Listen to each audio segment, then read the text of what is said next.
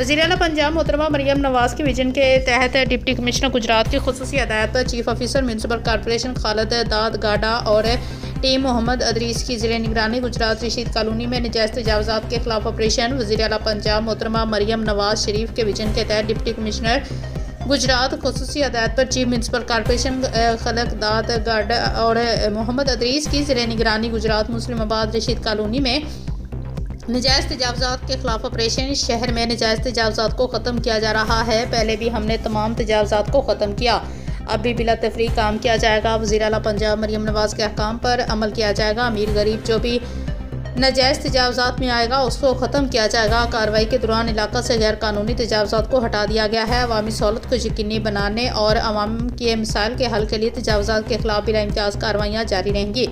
एहलियान इलाका रशीद कॉलोनी का chief officer municipal corporation Khalid दाद गाडा और मोहम्मद अदरीस को खराज तहसीन।